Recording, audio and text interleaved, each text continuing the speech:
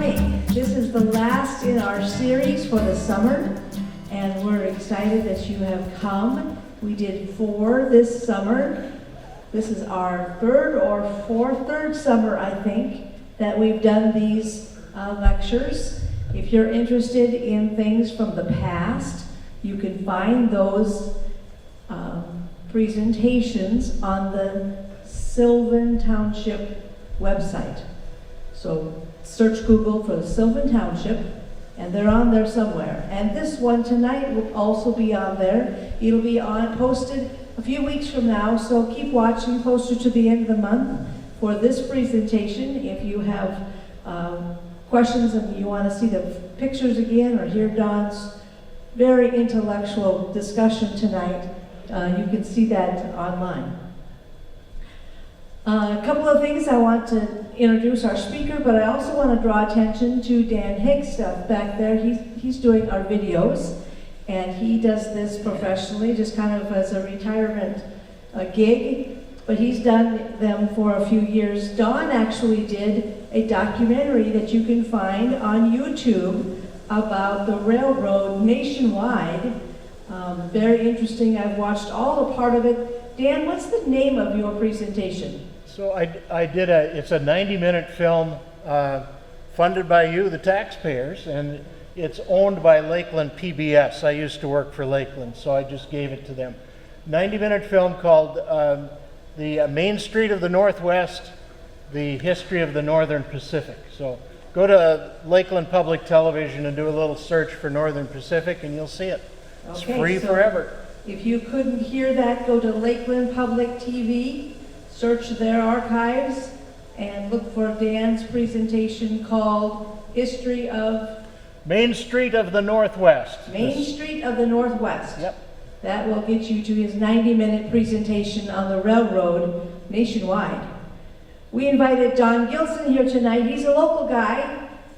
He has shared with me his interaction with the railroad as it comes through, and he and others of you have told me about the mail bags that are hung on the post, and just watching the trains come through. And so we've asked Don to present our presentation tonight on the history of the railroad in this area. And he will share with you the things that he has found, and at the very end, if you have questions, I'm sure he can help you find the answer, or even Dan might be an expert for us. So Don Gilson, if you looked at the flashy sign uptown or up on the highway, it said you were going to be hearing Don Gibson, and you probably were looking for maybe a concert this evening. But better yet, we have Don Gilson, our local expert on the railroad. Don, come share with us. Thank you. Sue just told a whole bunch of lies there. I am not an expert. I also am probably bottom of the barrel here, just desperation that they got a hold of me. I do like historical things, and I like looking up information. I've spent a lot of time going through Pillager Briefs, Pillager Herald, things online, and you start looking for information, and there's a lot of it out there, but it was trying to narrow it down to Pillager. And Pillager really, when it comes to the railroad, I haven't found a lot of information either in the Pillager Briefs or Pillager Herald, anything like that. There are a few notations in there, but most of it has to do with like Brainerd or Staples. Not much even in Staples. Most of it was Brainerd. So they did mention World War I. The only information I found there on World War I is there was like a half a dozen people that got on the train, and they were on their way over to Staples to get a meal with a bunch of other inductees into World War I. World War II, there again, there wasn't where there was troop trains or anything like that. What I did find was that the county went and put out, they were told how many people they needed to have come. Something that surprised me in all of that was the number of people that for World War II that couldn't pass the physical. It was running in the area of 30 to 40% of the people were rejected, that they couldn't pass a physical to get into the World War II. But even then, they still never got on a troop train to go anyplace. They had to find their way up to Walker, and they were then put on a train out of Walker and sent down to Fort Snelling for the induction there. So there's not much there as far as going. So I'm gonna, I'll get into my remembrance of the pillager part of it, but I thought first I would go through just the railroad, kind of the history of how they got going and how us.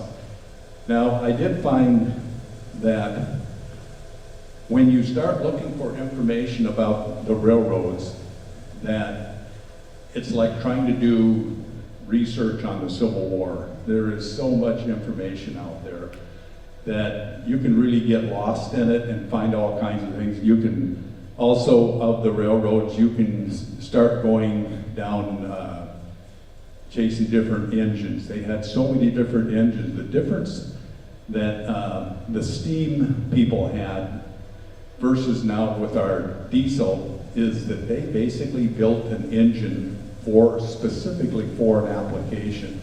So there were times that trains going west, as long as they were on flat ground, they would have one engine, but when they got to the hilly ground, they would get a different engine. When they got to the mountains, they would get a different engine, because they just were specifically made for a certain task. Now, do slide one there. This is the first engine in Minnesota. It was made in 1881 in New Jersey, and it was shipped into St. Paul by riverboat. And it is the William Cook, and if I remember right, that is in the museum up in Duluth. If I remember right, that's where it's at, but I know it's in the museum. So, keeping in mind that this was in 1862 that the William Cook came. So to build the railroad, there's some really interesting things about this when they start getting into it. And in some cases it goes back to the Louisiana Purchase, it goes to Lewis and Clark.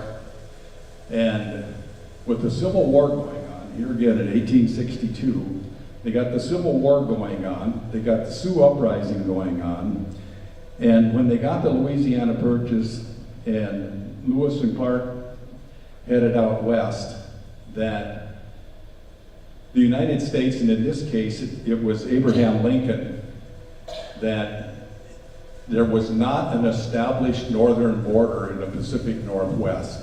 So they wanted a railroad to get out there to try to protect our northern border and get one established. So they said the best way to do that would be to build a railroad. It was the fastest, it was two-way travel, and it was the easiest way to do it. So that's when they went to Congress, and that was the thing that the Northern Pacific Railroad was essentially an act of Congress to get that going. Okay. No. So, along with all of that, now there's, in the building of the railroad, as you would guess, there's a lot of politics involved in this. Just about everybody is political. So, Lincoln wants to build the railroad, and he has a guy that is J. Cook. So, it is J-A-Y, a lot of times it's just the letter J. J. Cook, Lincoln didn't like him, he didn't trust him, but he did a lot of work for Lincoln during the Civil War. The Civil War was really expensive, the government needed money. J. Cook was in the banking business, And so he was contacted to sell war bonds. So the government tried to sell war bonds, but failed miserably in it. And they desperately needed money, so they went and made a deal with him that they would give him a percent of the bonds that he sold. Now, this is one of the things that I found in the research, is that depending on where you get your information, you can get conflicting information. And that was that there's some places they'll tell you that Jay Cook had up to 2,000 salespeople selling bonds for him during the war. Another place where they said it was 2,500 salespeople. So nonetheless, he sold over $500 million worth of bonds in the Civil War. So that really helped Lincoln out. So Lincoln felt, even though he didn't like him, he thought, I owe him a favor. The war was starting getting towards the end, and Cook had a lot of money, and he wanted to do some investing. So Lincoln went and said, hey, if you're willing to head it up, we'll take and have you be the financer of it to build the railroad. So he agreed to that. Congress decided that what they would do that is different than a lot of others. Now, there's a lot of railroads going on at that time. Everybody's trying to get a piece of the action in that. And Congress decided, they put together kind of an agreement to, and they made it essentially a land grant type business. In other words, they said, if you're willing to do this, we will give you land. And so Northern Pacific Railroad was chartered in 1864, and the agreement was that they would build the railroad, and they would put in telegraph lines along with all of that. And also, because it was government, they said, you'll do that for the government, you're going to do it at a reduced rate. So you're going to, for any government things, for freight, people, and mail, you'll transport that at a reduced rate. And in return, we'll give you the permission to build it, and we'll give you the land, which right away I started thinking about, is this your land to give away? Which can get into a whole nother story. But anyway, they gave them the land, but along with that, they went and gave them approximately 40 million acres of natural resources, which essentially was coal. They gave them the coal fields that they had found in North Dakota and Montana. So that was like free fuel. With the land, they got a corridor. And this goes back to Lewis and Clark. They essentially followed the same trail that Lewis and Clark took, but they got, of their alignment, they got 10 miles each side of that corridor, so 20 miles wide. They could put a railroad any place through that. Once the railroad was in, then they were able to keep 100 feet each side of the track. And the rest of the land then, as the railroad went there, it would encourage people to move there, and the railroad then owned the land so they could sell the land to help finance the railroad. So with that, I got thinking about it, just doing the math. If they got 10 miles each side of the track, that for each mile that they did of laying track, that's 128,000 acres per mile is what they got out of it. And that was theirs to sell. So with their coal, land and everything, it looked good, but in time, it kind of came back to bite them. And we'll get into that later, okay? So,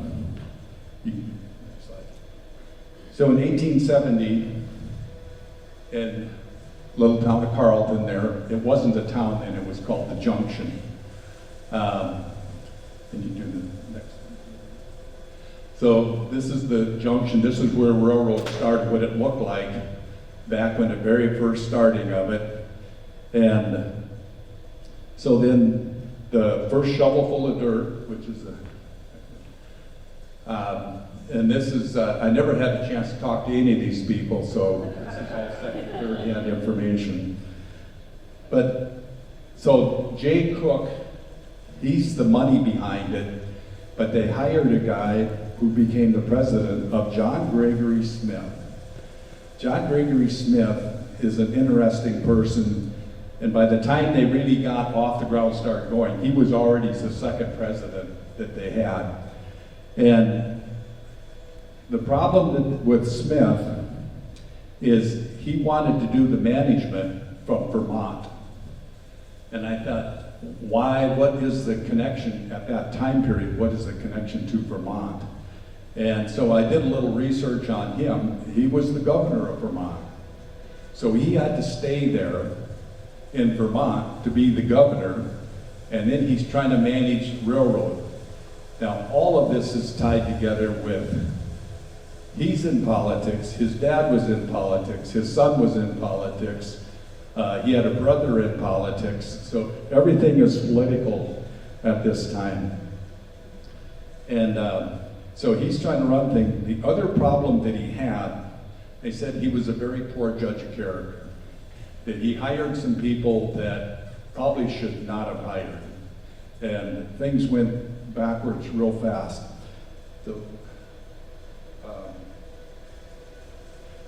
So anyway, so he's in Vermont, and he's going to head up the project. Now, keeping in mind here, the first shovelful was in February. February of 1870, basically no people around or anything. And he's looking at terrain, something like this, only it's snow covered.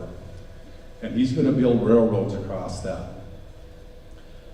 So he chose the place also along with, he also was the person responsible for choosing the place to cross the Mississippi River. So it was his wife, Anna Brainerd, that what got to be known as the crossing became the town of Brainerd, and it was named after his in-laws. So he started going, and with all the politicians involved in this, there were a lot of people that got really upset with what was going on, because they were referring to it as a railroad from nowhere to nowhere, because there's no people, you know, even the places they're going, there isn't a town of Brainerd, there's nothing, they're just going across desolate land. And people really got, I guess I'll say, kind of leery about doing any investing in it, because they thought this is never going to work. So in 1850, there were approximately 6,000 people in the whole territory or the whole state of Minnesota. Just 6,000 people, so had reason to be upset. But with the railroads, though it greatly increased by 1900, in just 50 years, it increased to 2 million people. So the railroads did help. Okay, this is the type of engine. This was what they called kind of the light duty truck or the pickup, whatever, that they used for building the railroads. So in February, the ground's frozen. At that time, they did not cut railroad ties. They were basically just logs. And they laid the logs out on frozen ground. These were quite light anyway, so even when the ground started thawing out, it wasn't too bad. But as the ground thawed out, it became a nightmare. So then when they got to Brainerd, I got to Brainerd to build the railroad, there's a lot of work going into the crossing, and while they're doing the railroad, they're working in multiple places at the same time. And I'll just see if I can. So that section up there, that is raised because at that time, the Mississippi River had steamboats traffic going on. So they had to raise the center section. So they had all the lower sections there on each side, but the main channel, they had to do that section up above. So they built that. Then in the next one, in 1875, so just open a few years, in 1875, the bridge all comes tumbling down. So there is an issue going on here also, because all the money they have, everything they're doing so far is just money's being spent, money's going out, nothing coming in. They're not spending money hauling freight or anything like that. Everything is going out. Then they had this disaster. And I think we got the next one there too. So this is the engine that went through, and everything come crashing down, and it just really an emergency to try to get this all built. And the engine laid in kind of partially into the river and stuff for quite some time before they finally, because that was not a high priority to get the engine out. It was more important to build the railroad and get that going.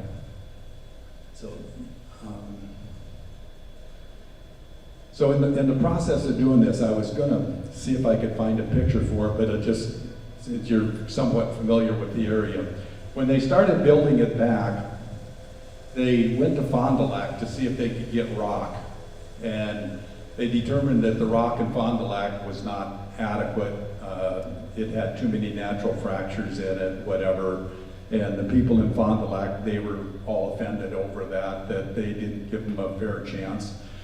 Then they went to Hinckley, and the same thing happened there, that they decided their rock wasn't good enough either.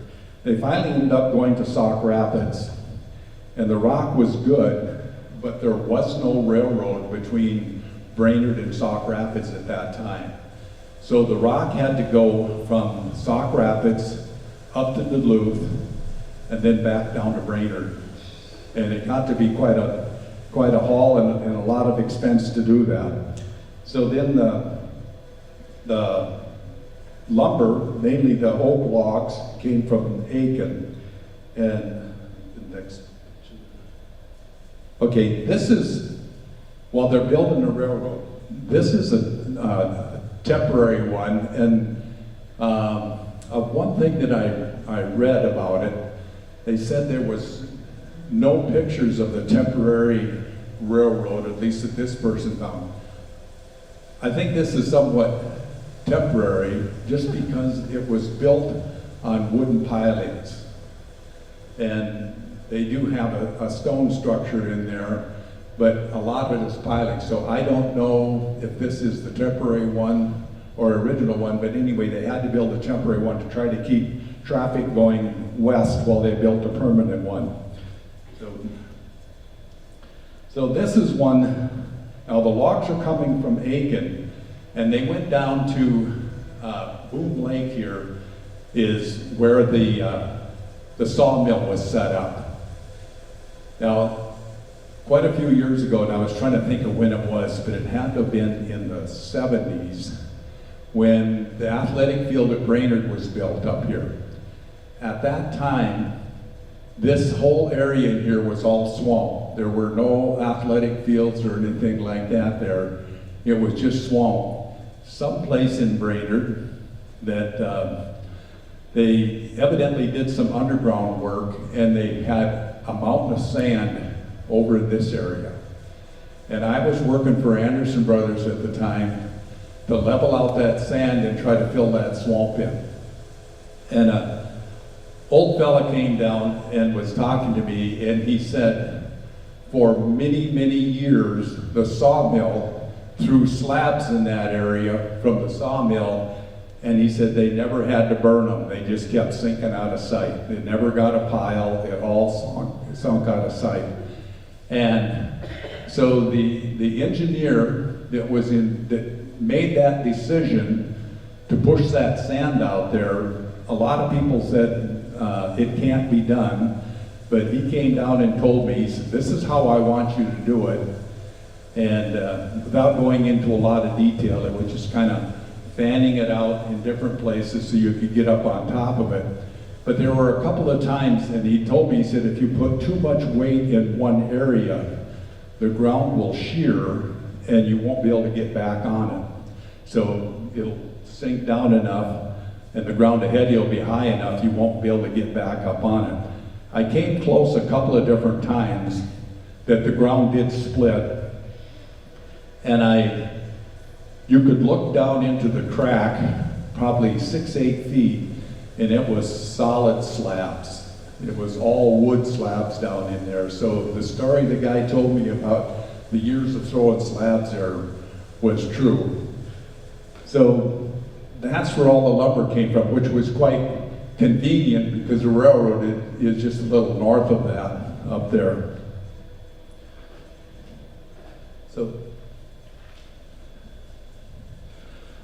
So the new bridge opened in March of 1876, and after all that expense, they were really having financial difficulty. And if I remember right, by about 1900, Northern Pacific had gone through bankruptcy 3 times by then. They had an awful time with all the bad decisions, different people that they had working for them.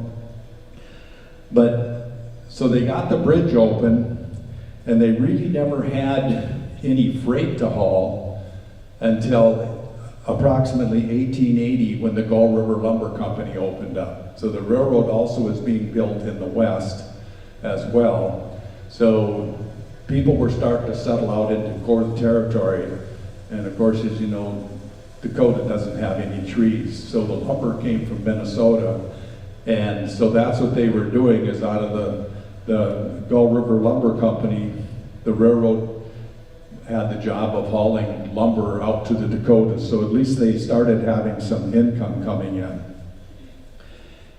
In 1896, for whatever reason, and I never found any reasoning or explanation for it, in 1896, they changed their name from Northern Pacific Railroad to Northern Pacific Railway. I don't know what difference that would make, but somehow that made a difference. Sometimes people change just for the sake of change. But it was also in that time period, in 1893, which is the next one, that they came up with this logo. And this portion in here is the main thing. It's called and maybe you already know, but it's called a yin-yang. And the yin-yang, the guy was at the World's Fair and he saw a Korean logo and they had that on there, and he thought that was kind of interesting. But the purpose of the yin-yang, that almost sounds bad. But anyway, the yin-yang is the duality of life, where you have male, female, good, bad, hot, cold, things are just going in opposite. That is the story behind it. Also looking for a logo, I found a lot of them, but the one that I could get a copy of, they put the Yellowstone Park line in there because when they started hauling passengers and stuff, they went in close enough to Yellowstone that they tried to get people in, doing that portion of it also.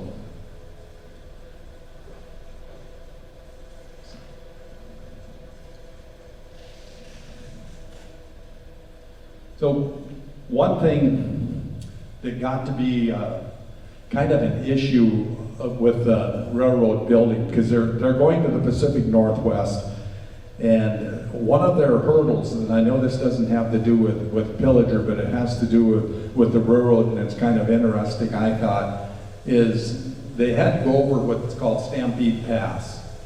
And what was it, 2 years ago, took a train trip out to the West Coast, and we went through the Stampede Tunnel. The Stampede Tunnel is just shy of 2 miles long. And if I remember right, it's the longest tunnel in North America. And when it was built for the smaller steam engines that I was showing there, but as the steam engines got bigger, trains got longer, they said going through that tunnel that there was just inches of space on each side of the locomotives and the cars and stuff, and mainly the locomotives because they were getting bigger too. And they said if a train ever got stalled in that tunnel, with the smoke and the heat, that said the temperature would rapidly rise to 150 degrees and it would kill everybody. So they had to go back and rework the tunnel in there.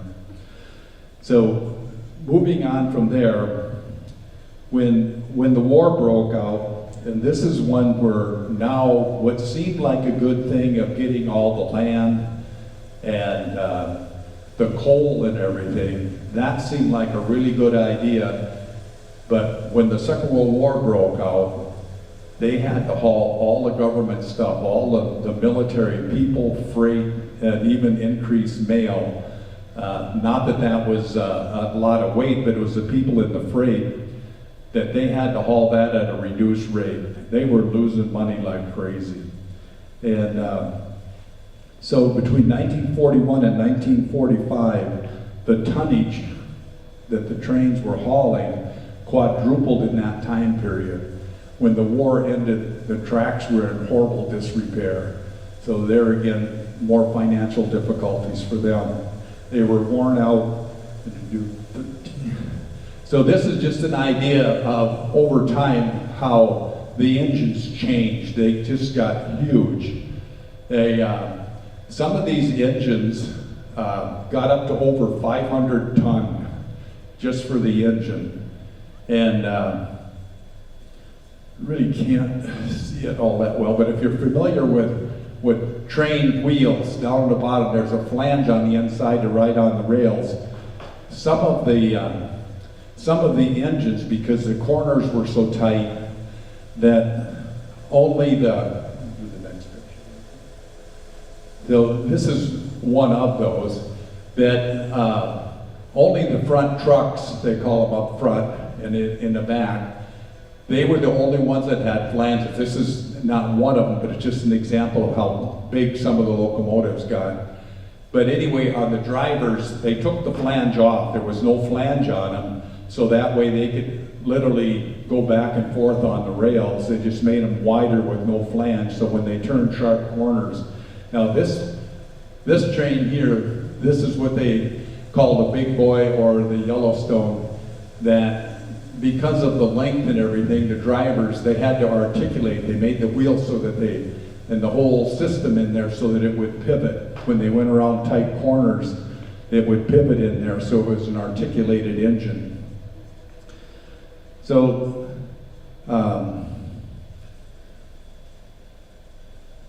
as time went on, and I know I'm moving along pretty good here, but I went back to Northern Pacific Railroad has a pretty good historical site, and I found that these engines, as big and everything as they were very high maintenance. These engines only lasted 40 to 50 years, and they were done. Then they started scrapping them. So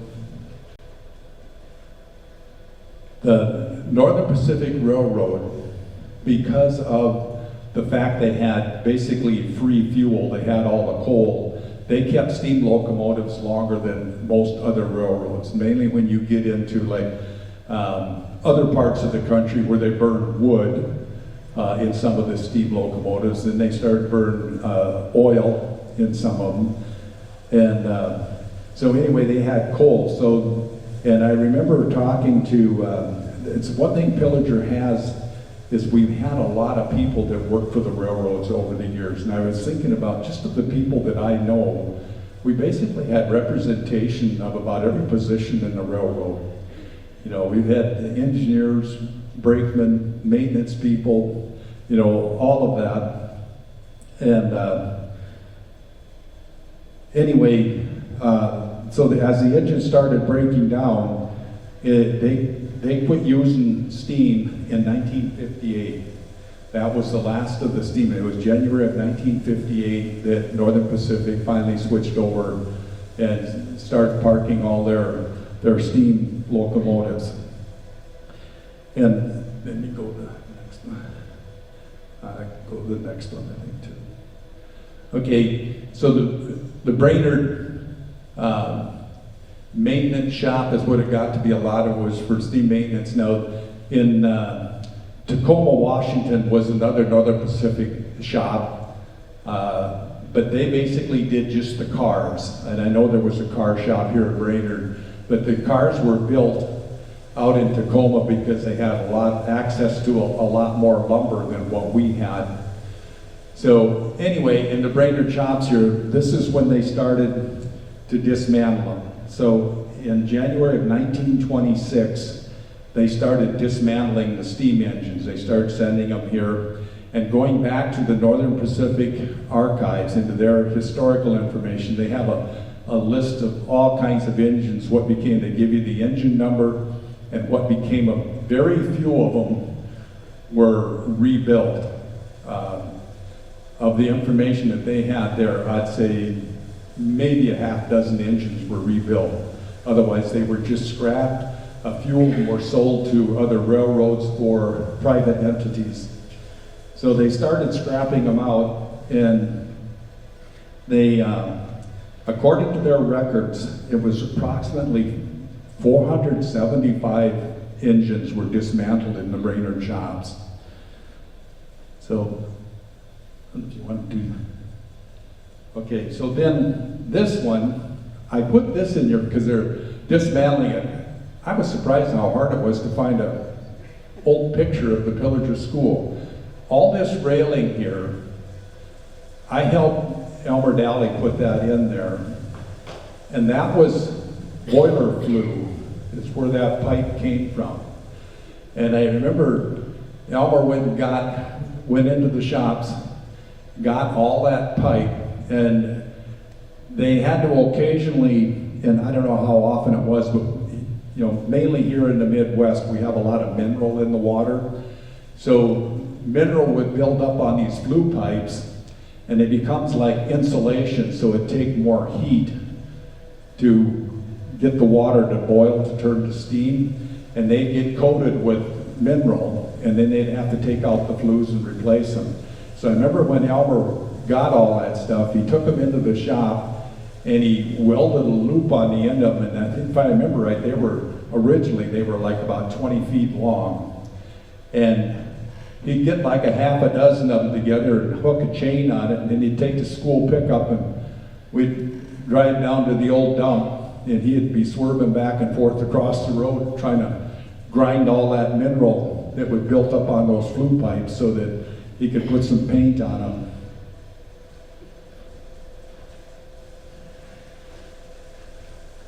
So in the engines, I'm just going to do a little bit about the engines because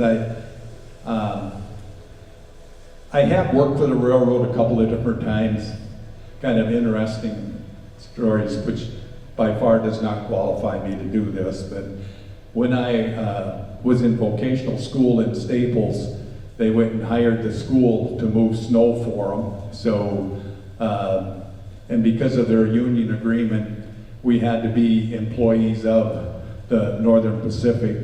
So pushing snow there for a couple of weeks, and I worked there. Also, I worked for a company, and I don't know if you're familiar with the area, if you've been around very long, there was a company in Staples for a while called Transco. And Transco rebuilt railroad cars. I worked for them as a welder for a while, probably about 5-6 months, something like that. And then I went over and I applied for a job with Northern Pacific at the shops, and I applied as a welder, but before I was even able to start working, they said they had a big layoff out in Montana, and so they called me the night before I was supposed to report to work and said they didn't need me. But anyway, going back to the engines and stuff, the firebox on these, because the coal that they got did not put out as much heat as a good hard coal. It was relatively soft coal. So the fireboxes had to be bigger than normal. And for a publicity stunt, I guess I'll say, they took some of the executives of Northern Pacific and they went and served them a meal inside the firebox of a newly built locomotive. Fireboxes were in the area between 8.5 feet wide and 13.5 feet long and about 8 feet high. And they said that it just took so much coal and fire to boil the steam. And it was some of the information that I found that they said it takes about a pound of coal to boil or make steam out of a gallon of water. And some of the big steam engines were going through 1,200 gallons of water an hour on those hard coals. And so the only way that they could keep enough coal going into them is they said they had to use an Archimedes screw. And I thought, you know, I've heard of that before, but what is an Archimedes screw? So I had to look it up and refresh my memory. It's an auger. But it sounds fancy, but it's just an auger. So, but anyway, that's how they did it, is doing that.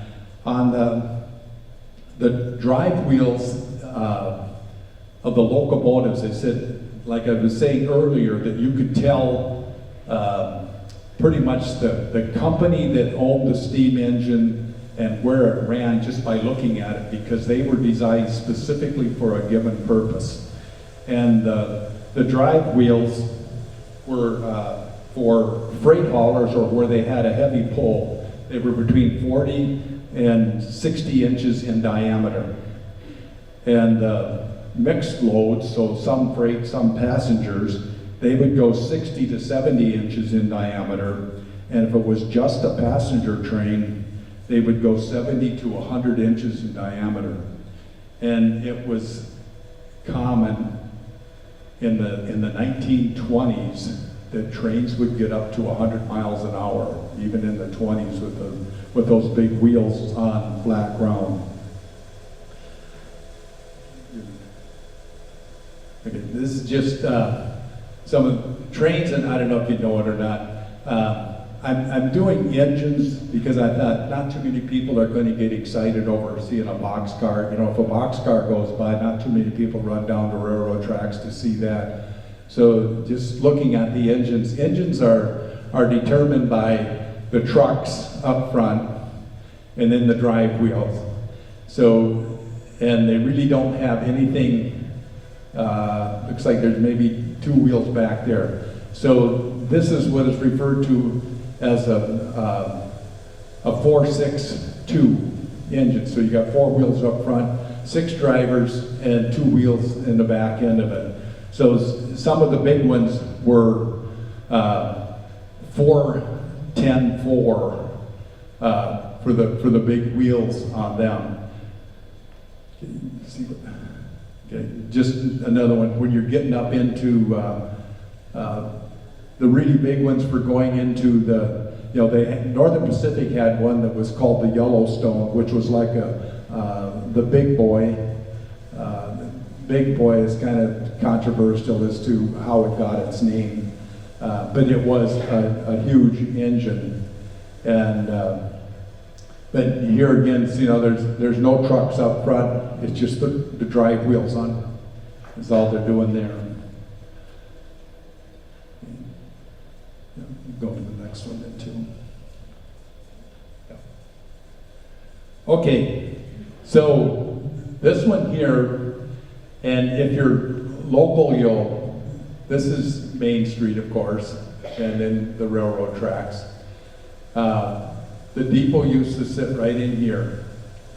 And if I remember right about here is where there used to be a little white stand over there with an arm on it, and that's where they'd hang the mailbag. When the train went through town, that the mailbag would be hanging there. And it didn't matter if the train was going east or west, because I remember we would get mail twice a day, because you'd have the west train and the east train. But anyway, they'd hang the mail sack up there to grab it, and when they went past the depot, they just throw the old mail off, you know, because it's basically unbreakable at that time. Someplace in this area here, and I don't remember for sure, but there was a little building there for a section car, and there was a guy that had a house over in this area, Hartman, that he was on the section crew, And he would come down and get his little section car for doing the maintenance stuff there. In here, where the depot was, I'm guessing in here is a flagpole. Used to be a wooden flagpole there. In the Pillager Briefs, and if I remember right, it's also in the old Pillager newspaper, that there, and would still be there, but anyway, Ernie Whipple said in the Pillager Briefs that he said he thinks he could still point it out, but there is an Indian buried right there, right in that area. So the story goes, and like I said, it was recorded in the Pillager paper and repeated again in the Pillager Briefs. He was a young teenage Indian kid. They don't know if he committed suicide or if he was playing chicken with the train, but he got hit by a train and killed. And whoever it was, they went and buried him there. And his parents they built and this all part of the article in the paper, that they built a spirit house on top of his grave, and then they would put food in the spirit house, and for some reason they moved away to southern Minnesota, but once a year they would come back and they'd put more food in the spirit house, and it finally got to the point where every time they came back, the little spirit house was damaged, and my understanding it was about the size of a birdhouse. It wasn't very big, but it got damaged to the point where they don't know if they quit coming back because of that, or if they just plain got too old to come back. But they stopped coming back to Pillager then to visit the grave. So, in my remembrance growing up, one of the things we used to do living in town, and it was more of a novelty than anything, to go down to the railroad tracks because we heated our house with wood. So we would go down and you could pick up coal along the railroad tracks. And at that time, the old steam engines had lump coal, so you could get chunks that were 8-10 inches for a nice big lump of coal. But we'd take a gunny sack and go down and walk along the railroad tracks picking up coal. My mother, who grew up on a farm west of Pillager, about 3 miles, they also lived right along the railroad tracks, and she said they would go down and pick up coal. Somewhat of a novelty, but she said they always wanted to pick up coal because then her mother could make waffles, because making waffles took more heat than what wood could put out. So they knew if they would pick up a bunch of coal, that they would make waffles with it. And then just the one kind of last thing here. Yep, go to the next one. Every community has a galloping goose, which is basically a passenger train. This is the original galloping goose.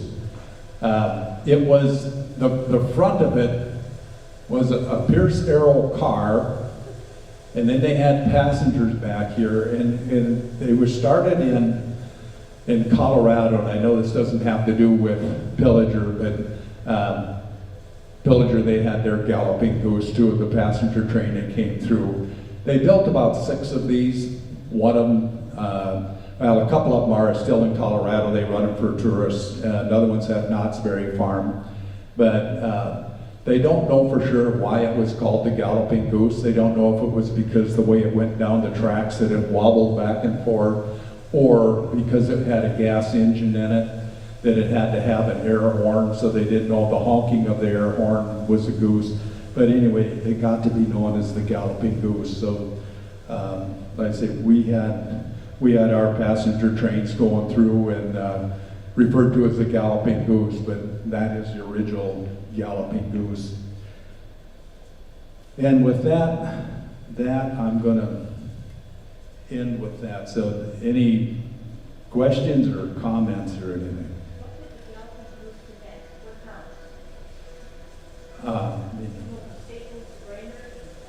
I really don't know. I would think probably going up to like Duluth. I'm not sure. Anybody know where the passenger trains? No. So how far west did they go?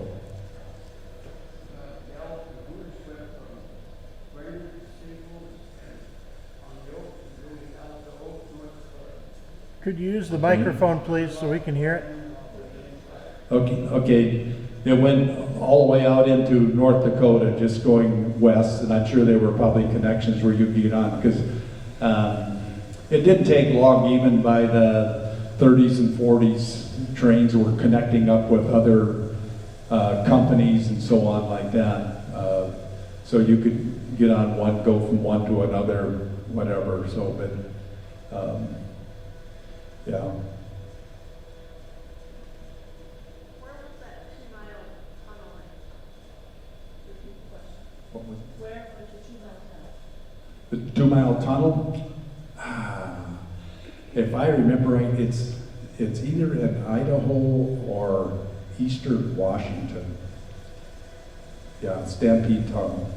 Yeah.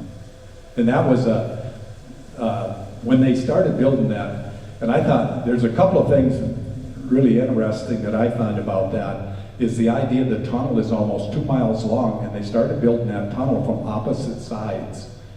And in that time period, to be able to match up, both in alignment and in elevation, to line that tunnel up, theoretically, each one going for almost a mile, and you're still going to match up at the same place with the technology they had at that time. So the president of the railroad at that time put out a $1,000 wager. The first person to pass through that tunnel would be given $1,000.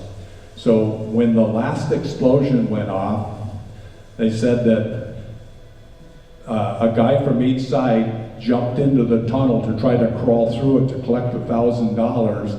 And as it turned out, that the guy from the west, they said he came through bruised and bloodied, but he made it through the tunnel to get to the other side and got his $1,000. So I don't know if they were fighting inside the tunnel or what the other guy looked like, I don't know, but the guy from the west got the money.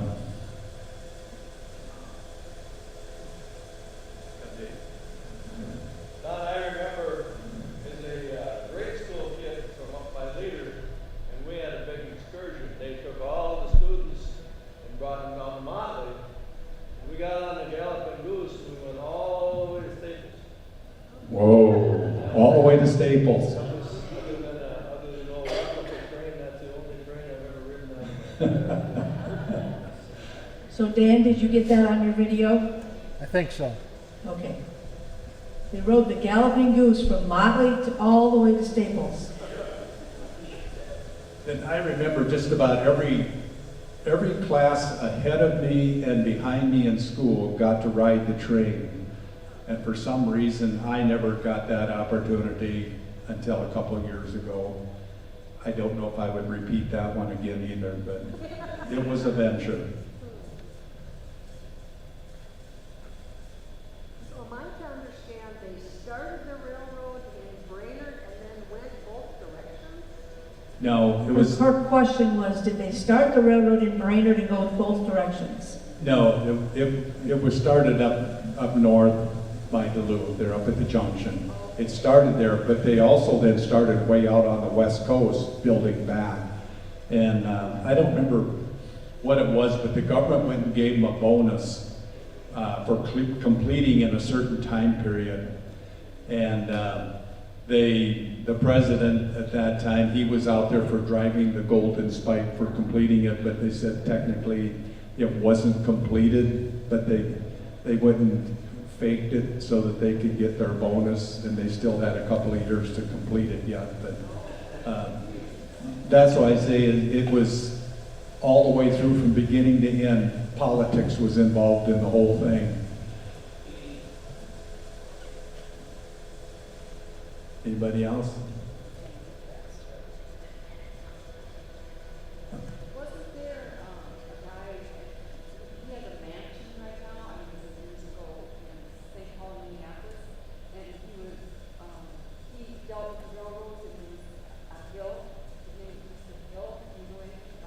Her question is, there's a mansion in St. Paul that named after or built for Mr. Hill, and the question is, was he related to the railroad at some point? I think he was one of the presidents. It was J. Hill, I think was what his name is. No, Hill started the Great Northern, and the Okay. Great Northern owned a good chunk of the Northern Pacific. Okay, yeah, there's a interesting story along the line there too as to how they kind of covertly tried to take over the Northern Pacific, and they were out on the West Coast. And I don't remember who the guy was on the West Coast that got kind of thinking of what happened, because they went to Europe and they raised about $8 million to start trying to get controlling interest in the Northern Pacific. And by then they had the telegraph and stuff set up that they wouldn't had information of the stocks the way they were moving, because he was covertly buying stocks, and he finally figured out something's going on. So he got his private train and he said, clear the tracks, and he went all the way back east in record time to try to get it stopped. And so the people that were promised in Europe, that were promised big money, everything kind of had to back off that. But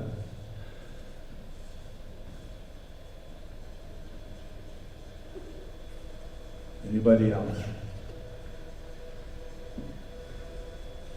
Yeah. It was always the trains that hauled. What caused the transfer from trains to semis? Her question was, freight used to be hauled by trains a lot. What caused the transfer from trains to semis? I think it was just kind of the logistics of it. I mean, that was the whole thing, even with the trains.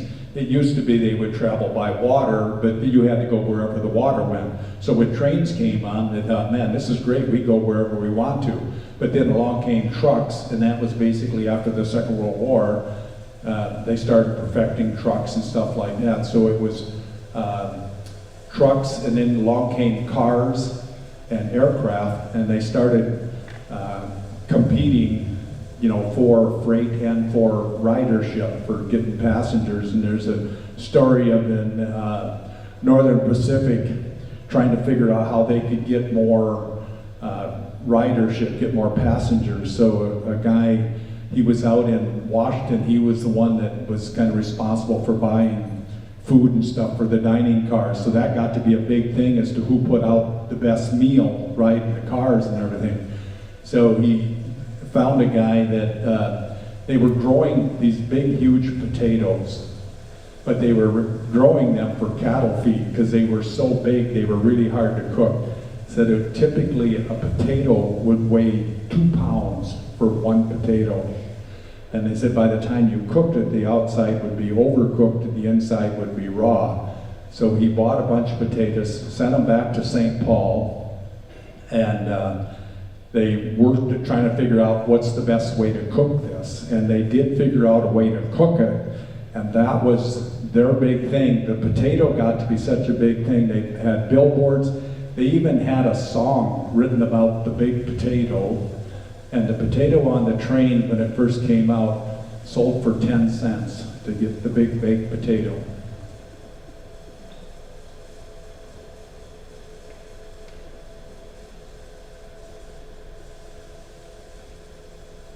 Anyone else? There is so much history in the railroad and how it affected Pillager and Brainerd and our whole area. I know my son is the maintenance manager at the NP, the Northern Pacific Center in Brainerd. And he's been all through those buildings, and there's such history there. I know that they do tours of that center different times of the year. So if you have interest in taking a tour of the Northern Pacific Center, just give them a call and they'll get you scheduled. Thank you, John, for all of your research, all of your work on finding this information. Again, his presentation will be on the Sylvan Township website. Dan's presentation is on the Lakeland PBS. Lakeland PBS. I'll send a link so they can put it on there. Okay. So lots of information about the railroad going through Minnesota. Thanks again for coming. This is our last in our series. If you have particular topic that you would like us to cover next year, or maybe a topic that we've done that you would like repeated, maybe with a different presenter or different information, if there's anything like that, grab Dave Johnson back there or myself. Mike North is not here tonight, but we're kind of a small committee that put this thing together, and we appreciate your support, and we love to study the history in this area. With that, I think we are done, and we have cookies and drink back there. Give me a minute to get back and get that set up, but feel free to mingle and enjoy each other's company as you go out. Thanks again for coming.